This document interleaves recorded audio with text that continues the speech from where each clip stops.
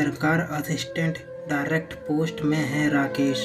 अपनी पत्नी सीमा और एक बेटे के साथ रहता है। करीब 2.5 साल पहले यानी कोविड के खौफनाक दौर के आसपास इस असिस्टेंट डायरेक्टर के दोस्त की मौत हो गई। अपने दोस्त की बेटी को यह शख्स अपने घर ले आया, यह बोलकर कि मेरी बेटी ही तो है। यह माँ ने भी छोड़ दिया कि चलो कोई नहीं, अंकल आंटी के घर रहेगी तो शायद पिता की मौत के दर्द से जल्दी उभर पाएगी। बच्ची अपने अंकल आंटी के साथ दिल्ली आ गई उनके घर में, लेकिन उसे नहीं पता था कि वो जहाँ आ रही है वहाँ उसके साथ क्या होने वाला है। ये राक्षस बच्ची को बेटी बनाकर घर तो ले आई, लेकिन इसके इरादे और नीयत में इतना खोट था कि जब हकीकत सामने आई हर कोई चौंक गया। करीब 1 साल तक यह बच्ची यहीं दिल्ली में राकेश के घर पर रही।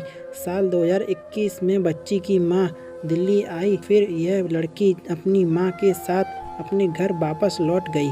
घर वापस लौटने के बाद यह लड़की पूरी तरह से बदल चुकी थी। वो चुपचाप रहने लगी थी, बात बात में घबराने लगी थी। कुछ समय बाद बच्ची को पैनिक अटैक भी आने लगे। लड़की की हालत काफ़ी बिगड़ने लगी। माँ लड़की को दिल्ली के हॉस्पिटल में ले गई।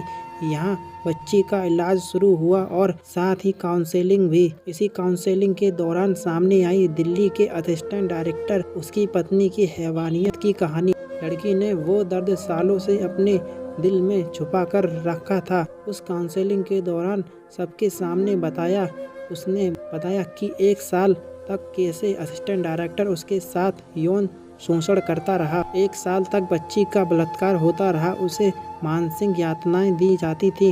कहती अंकल मुझ पर दया करो। जब इस दरिंदे को दया नहीं आई तो लड़की ने सारी घटना इस शख्स की पत्नी को बताई। उसे लगा कि महिला है तो वो समझ पाएगी उसका दर्द, लेकिन इस असिस्टेंट डायरेक्टर की पत्नी और आगे निकल गई। उसने लड़की की मदद करने की जगह उसे अबॉर्शन पिल्स देना शुरू कर दिया ताकि पति के काले कारनामों को पर्दे में रख सके। 1 साल तक यह ऐसे ही इस नाबालिग बच्चे के साथ अत्याचार करते रहे। इस खौफनाक केस ने पूरे देश को झंझोर कर रख दिया। रिश्तों पर कोई कैसे भरोसा करे। दोनों पति पत्नी के खिलाफ केस दर्ज हो चुका है, जांच चल रही है, लेकिन जो सदमा इस लड़की को लगा है वो शायद पूरी जिंदगी में भी ना भर पाए।